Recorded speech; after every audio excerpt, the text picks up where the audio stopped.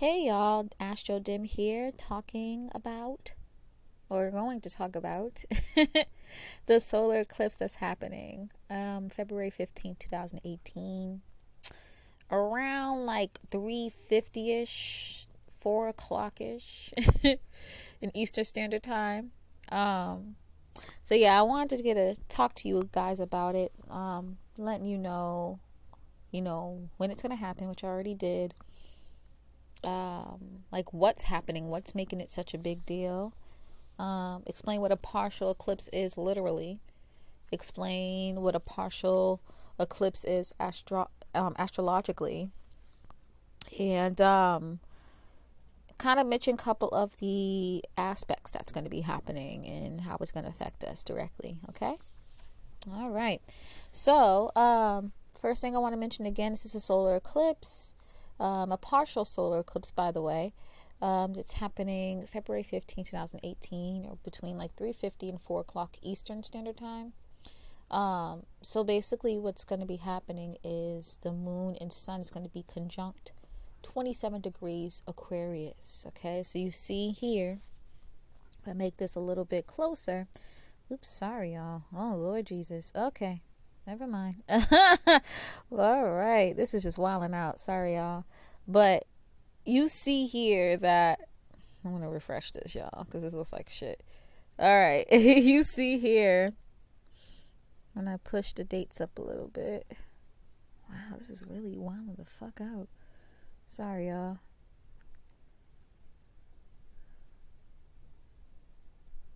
Okay. So you see here that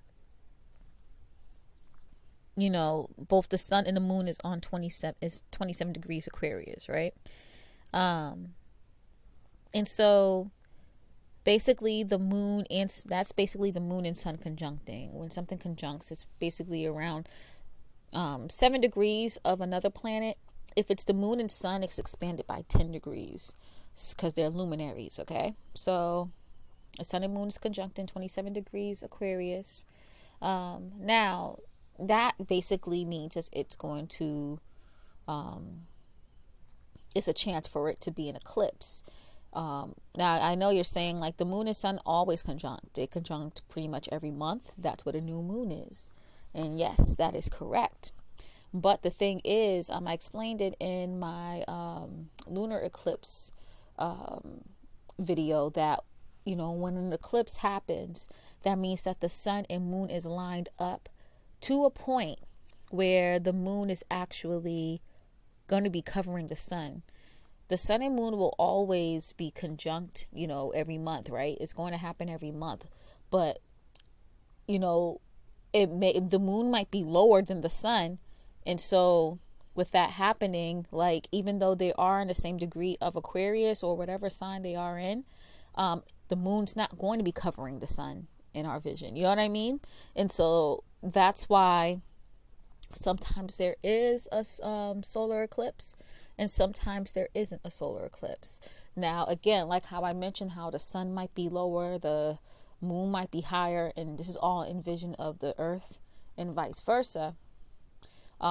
This is going to be a partial eclipse. So when this eclipse is happening, the moon is only going to be covering a bit of the sun. You know what I mean? So that's why it's going to be a partial eclipse.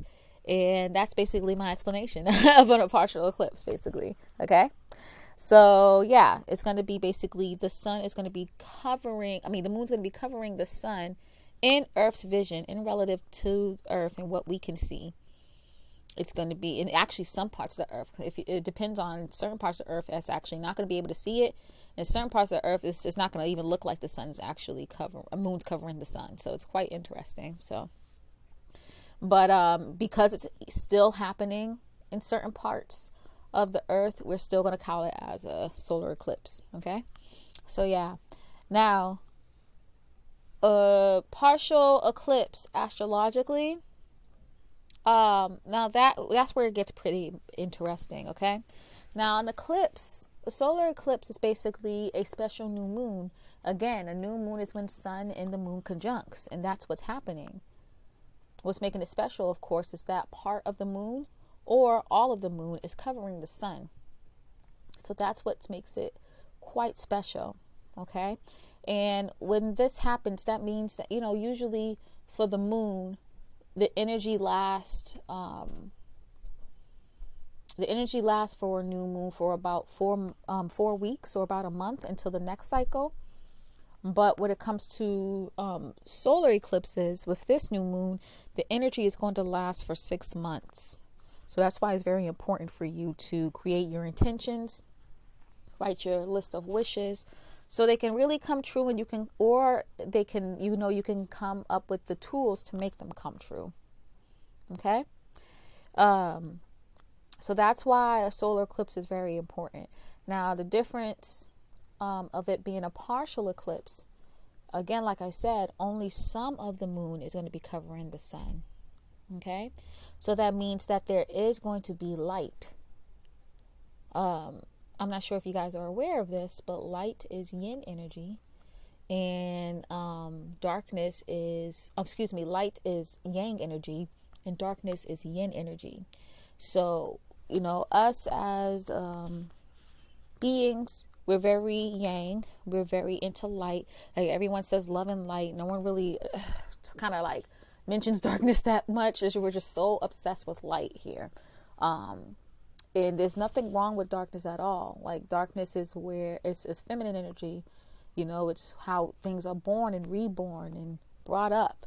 You know, it's through yin energy, through feminine energy, through dark energy, right?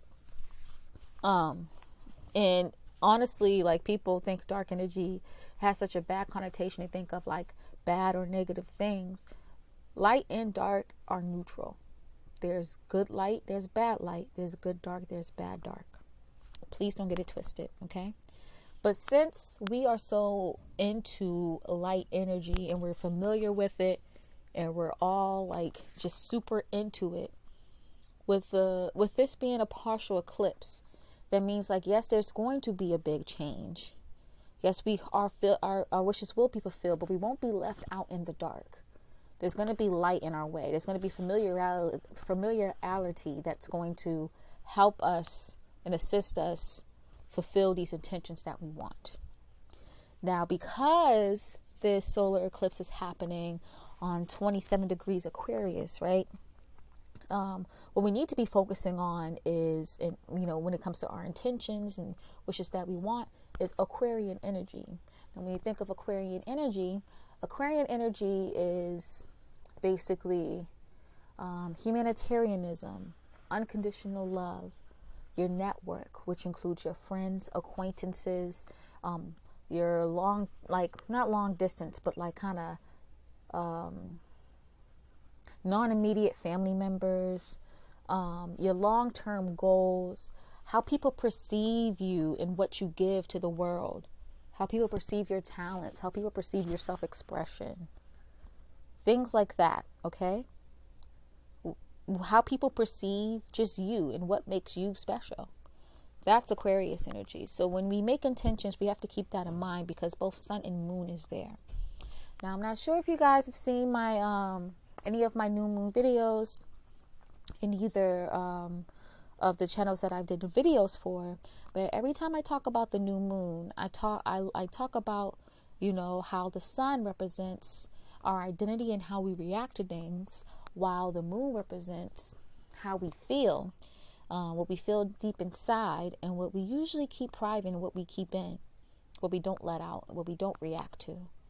Here, the sun and moon is actually on top of each other. So what we're feeling deep down inside is matching up perfectly matching up perfectly with our identity. So we're going to actually react to the things that we feel deep inside. So inside, you may be feeling this humanitarian feel, or wanting to connect with friends and network, or wanting to really hold down your long-term goals, or you're quite interested in how people perceive you. And it's not like okay, I care so much about how people see me and how people think I am. It's not less than that, but kind of like, how can people perceive me so they can understand me better? You know what I mean? So it doesn't have to necessarily be, I want everyone to like me, so I'm just going to act a certain way, because Aquarius energy, honestly, don't really care if anyone likes them, but they want to make sure that they're heard and understood. Like all air energy, honestly. That's very important for air energy, to make sure they're heard and understood. They don't really care what you really think about it, just as long as you understand where they're coming from, right? So when making intentions, guys, please, pretty please, definitely keep that in mind, okay? And really relish in this feeling, you know? What you feeling deep inside, let it out. And what you're feeling deep inside, react to it. And one of the first ways to reacting to it is writing your intentions and doing what you will with it. You know what I mean? Whatever you feel like doing. Like what I usually do, I write my wishes and intentions for my new moon. I write things about what I want, because this is opposite of the full moon. Or when I talked about the lunar eclipse, during the full moon, you're supposed to write things that you want to release. In a new moon, you're supposed to write things that you want to bring into your life, with the wishes that you want.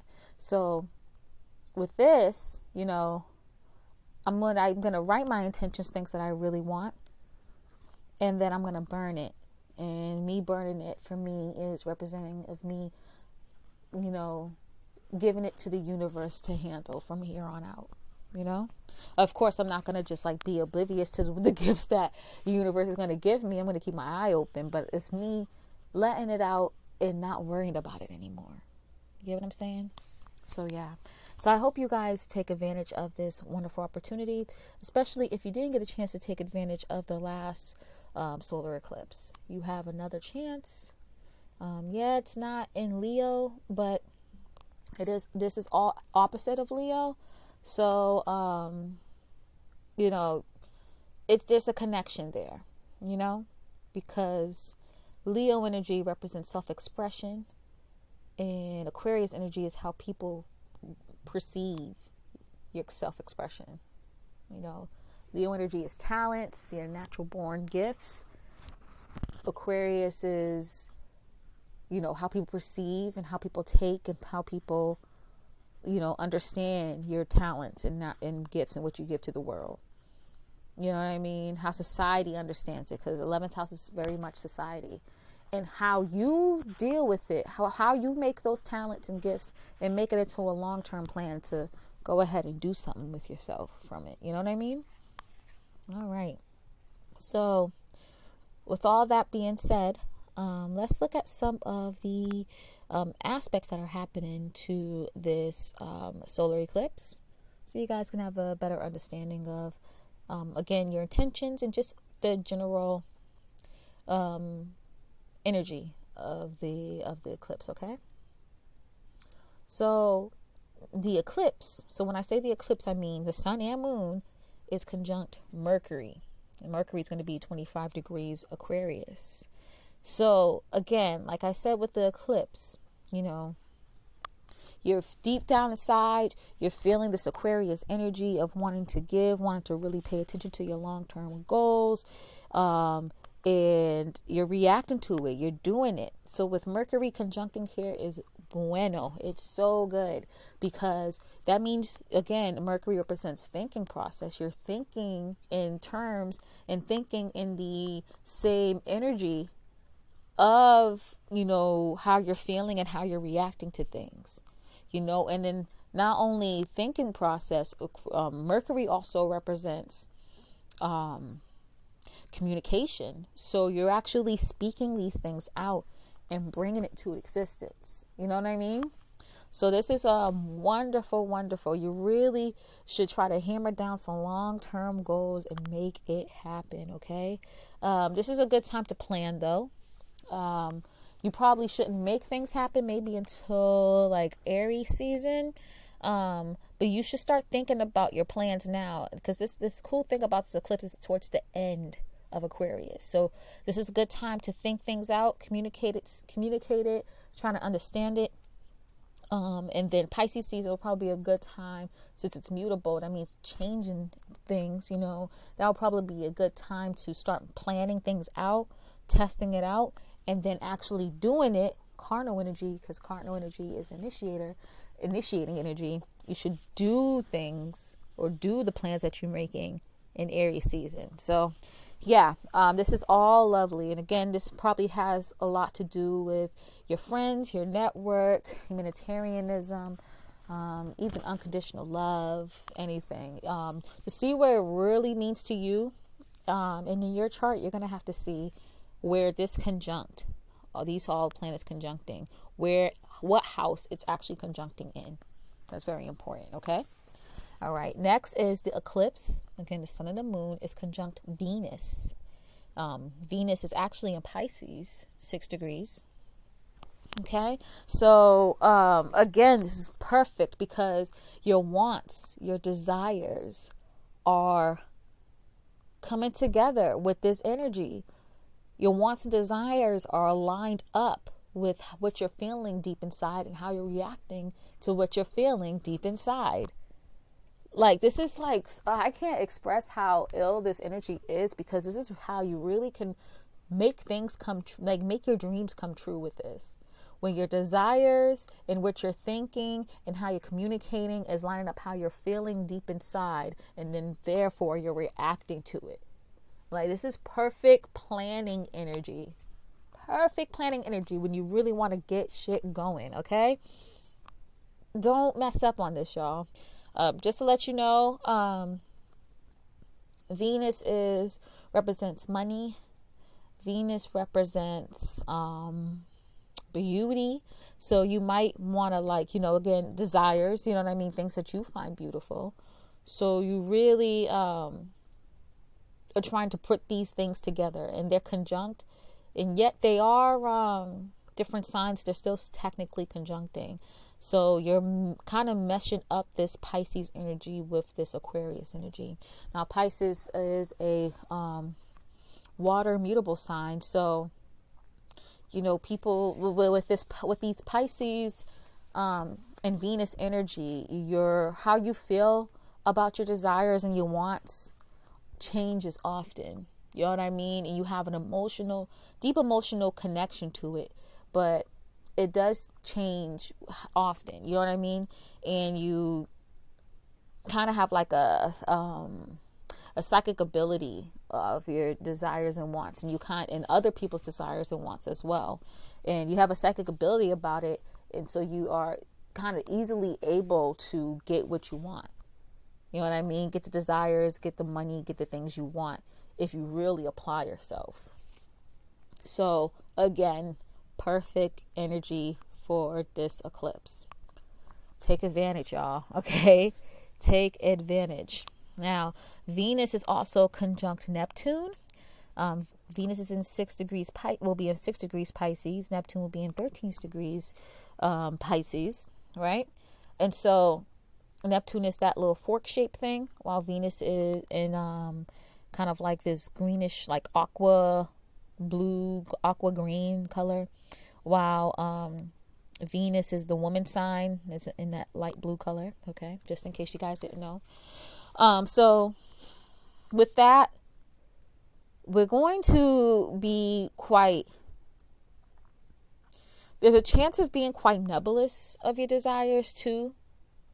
But the wonderful thing about this is that, again, a lot of planets are still in Aquarius. We have Moon, Sun, and Mercury in Aquarius. So even though it might be quite nebulous, like what you want, your desires and everything, Aquarius is fixed energy, will be able to like nail it down. And so what's awesome about Aquarius too is that it's fixed air. So yeah, it's fixed, but not really. So it's fixed in, well, a great way to describe it is that, like, okay, say that you want to talk about agriculture, right?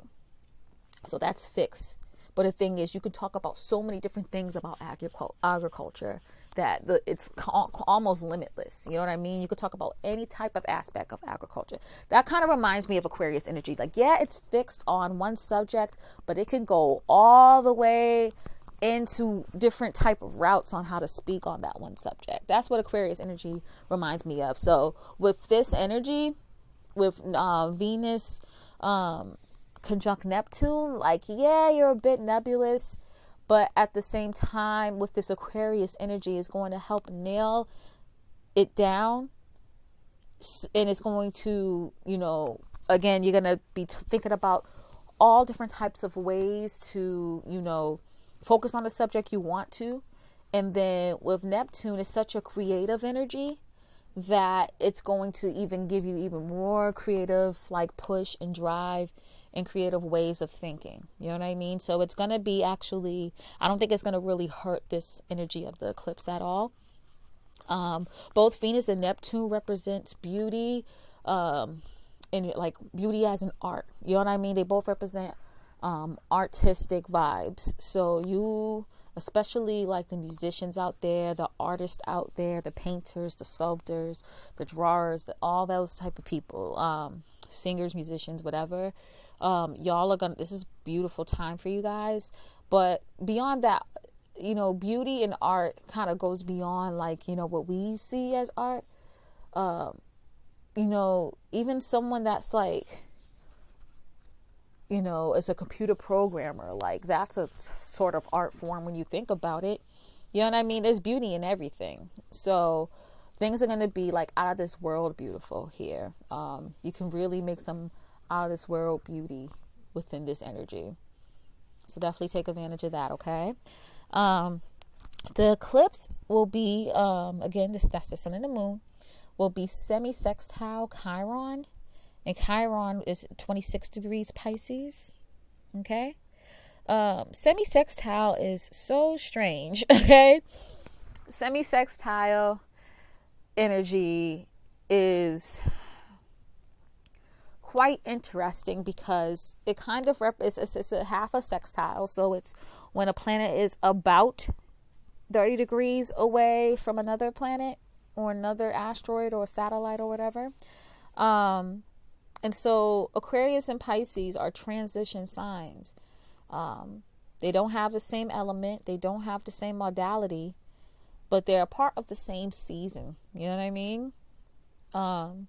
So when it comes, and they transition into each other. So there's going to be some similarities, even if they're not in part of the same season. They transition into each other. So again, there's going to be some aspects of Pisces that's like Aquarius and vice versa. So with semi-sextile energy, what I can say is that it understands, but they just go about things differently. You know what I mean? So what I can say about this is that Chiron is supposed to be the wounded healer. And when it comes to transits, not your natal chart, with Chiron being in Pisces, what we need to focus on is what we've learned from our childhood and what has kind of stuck with us when it comes to spirituality, when it comes to the unknown, not secrets like, you know, Scorpio energy, but truly the unknown. I would even say like certain parts where we were hurt as a child when it comes to like art, when it comes to being free and like speaking our mind and feeling and being emotional and switching emotions. You know what I mean?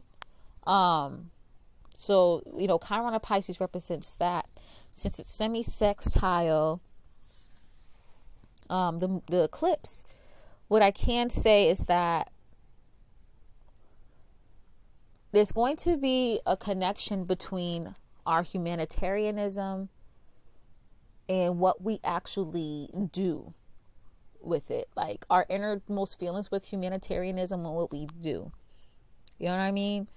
Both Aquarius and Pisces energy are very giving people. Pisces will be open up to be the martyr.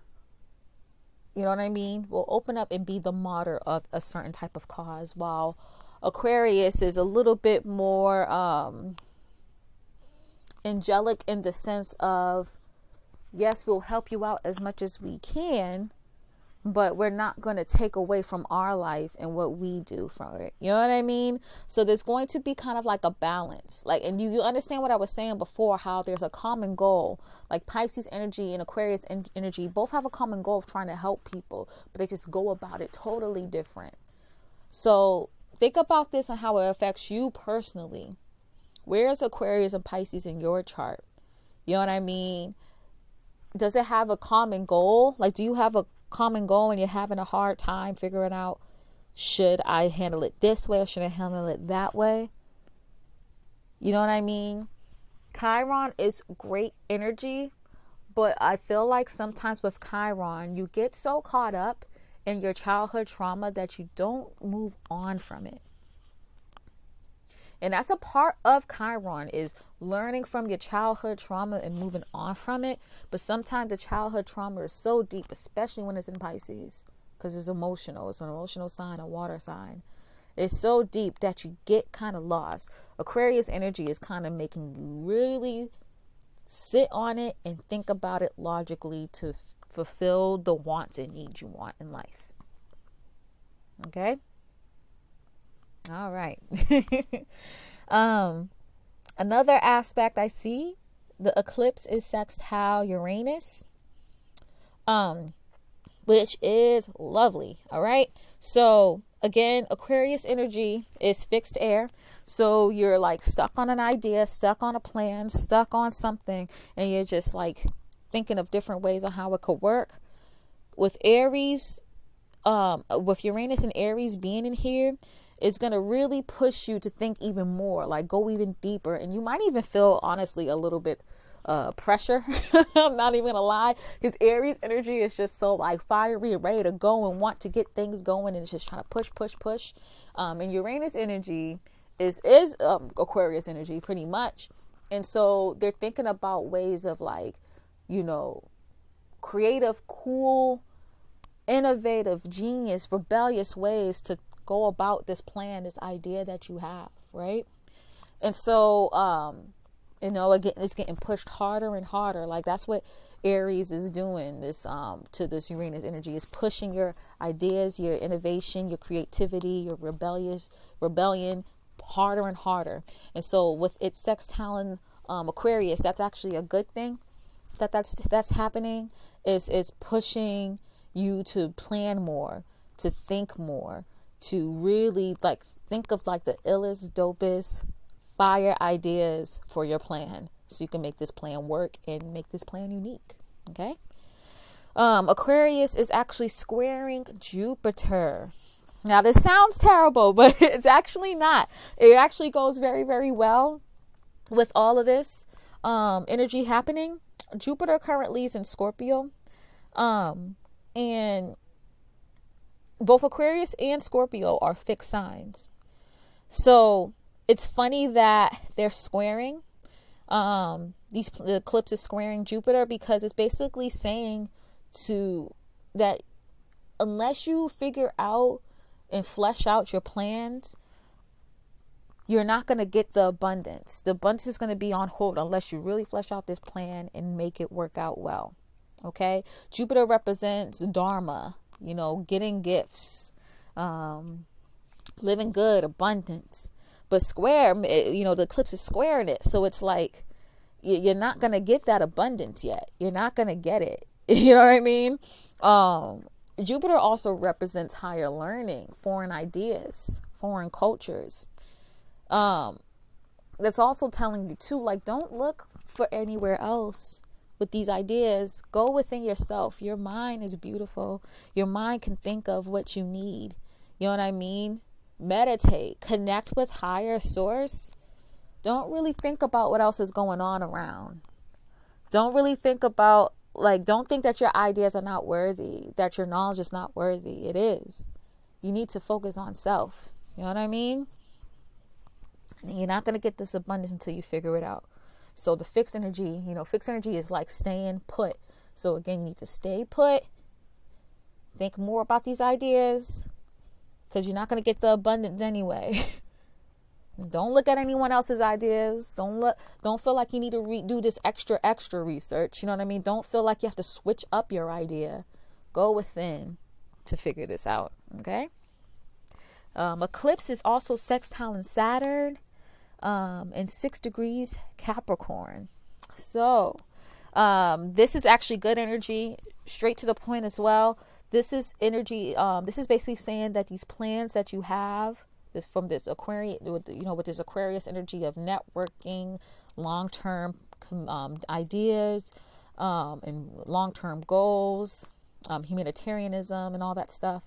Saturn is basically making it easier, especially with the sextile in, making it easier to plan these things out, because Saturn represents authority, regulation, like procedures, like kind of like responsibility, kind of like the tough stuff that really gets things going. And so with the eclipse sextile in that is that you can really start to put things together, control the situation, so you can make yourself known through these beautiful ideas, because Capricorn is making yourself known, how you're recognized. You know what I mean? So you're going to be recognized by this beautiful, wonderful ideas, but you have to put the work in order to get that recognition. It's kind of similar to what I said before with square Jupiter,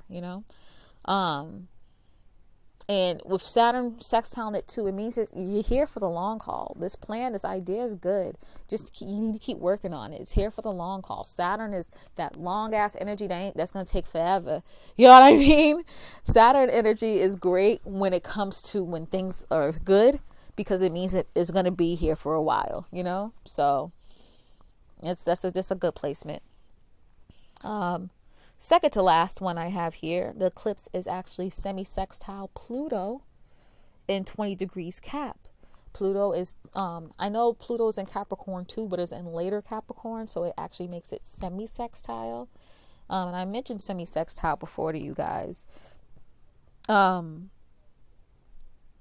With this energy, like I said before, again, Cap and Aquarius are of the same season. They transition into each other. They have the same qualities, but they go about things different.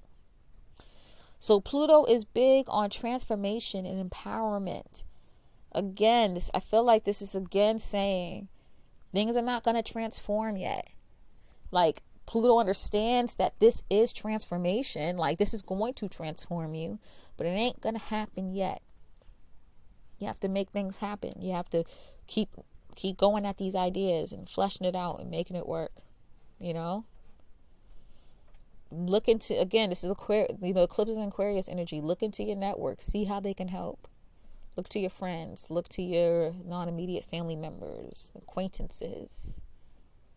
And then, this lunar eclipse that just passed made us have some self-realization on our talents and how we express ourselves and what we give to the world. Now, what happens here is that we need to focus on how people are perceiving what we give to the world. We already understand the energy of what we give to the world. Now we have to understand the energy of how we perceive it. And things are not going to work out, and transformation is not going to happen until we understand this even more in depth. So it's very important, guys. Whatever plan that you got, I know all y'all got some plans here, depending on where it is on your chart. Whatever plan that you got, y'all, you need to go ahead and plan it out, figure it out, flesh it out hard. Think of so many different ways of how this can work. Again, fixed air. You have the fixed thing that you want to think of. Now the air, again, air can bounce off anywhere. Air's here and there and everywhere. Let your thoughts be the same way. Just think of all different types of ways that this plan could work out, okay? Last but not least, Venus is sextile Saturn. So again, your desires and wants are you're making plans to figure it out, to how you get those desires and wants that you want. You know what I mean? So for instance, right, I think of Venus, I think of 7th house, right? If this has to do with a relationship, you're working out this relationship to see, like, okay, how can we make this work? How can I get a better love life, even if you're single? You know what I mean? How can I figure this out? And this is actually going to be good because it's going to stay for the long haul. This is something that's going to last for a very long time. Whatever lessons, whatever you get from this is lasting forever. And it's going to be what you want, because Venus represents desires. It represents relationships. It represents money. So if this is money, I think of Venus, think of the second house too. If this is material worth and self-worth, whatever lessons you're getting, whatever you're figuring out, whatever you're planning is lasting for a long haul, because your Saturn is helping you regulate and understand and plan things out so it can last. Okay? All right. So that's what I have for you. I hope my explanation of these aspects and my explanation of the solar eclipse and my explanation of this specific solar eclipse can really help you understand the energy that's happening right now, but also help you understand like the energy and the way you should write your intentions for this solar eclipse. Okay, like what you should be focusing on more. I really, really hope this helps. Okay. If you're interested in a reading, I will have a solar eclipse reading. I will have a lunar eclipse reading available as well.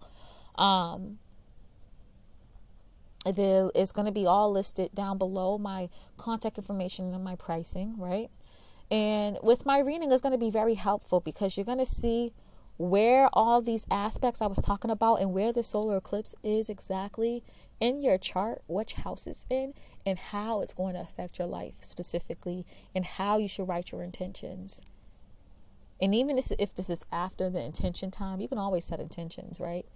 The energy's not going to be as strong, but you can always set intentions. But it's kind of helping you learn, like, what should I focus more on with this solar eclipse? What is the universe trying to tell me?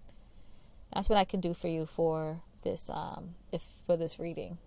So all the information is going to be down below, okay, in the comment section, not the comment section, but the description, okay? And I hope you guys have a beautiful, lovely, wonderful, wonderful, wonderful solar eclipse, okay? One thing I want to mention before I leave too, peep that Mercury is 25 degrees Aquarius. So all the aspects I talked about, Mercury's pretty much, wherever the eclipse is at, Mercury is there too, also aspecting. So again, with Mercury energy, it's communication, it's community, it's routine, it's thinking process. So again, your mind is active as fuck, guys. During this solar eclipse, about whatever you're focused on, your mind is thinking it, and your mouth is running too. You're speaking it. It's beautiful, man. This is like awesome. And I can't wait to write my intentions and burn this shit up. I'm going to be doing it right during the eclipse. Okay? Maybe not right during it, because I think I'm going to be at work, but I'm going to be doing it that day. That's for sure. That is definitely for sure. The moon moves too fast. I think I'm going to be at work while this is happening. But yeah, y'all, like, I am so excited about this. This is happening in my first house.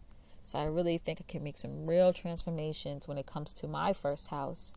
And my first house is, it's in Aquarius. So this is representing yourself, your personality. It represents your appearance. How people perceive you. Not your talents, like the 11th house, but how people perceive you generally. Okay? So I really think I can make some moves with this, especially with me and my, up and coming, astrology career, and me with my music. So I'm really excited, guys, especially with the Neptune and Venus. I'm going to be writing some songs, y'all. But yeah, I hope this was helpful. I really, really hope this was helpful. And again, if you're interested in the reading, feel free to contact me. My contact information will be in the description box below, as well as the price list too. And God bless y'all, okay? Love you. Peace.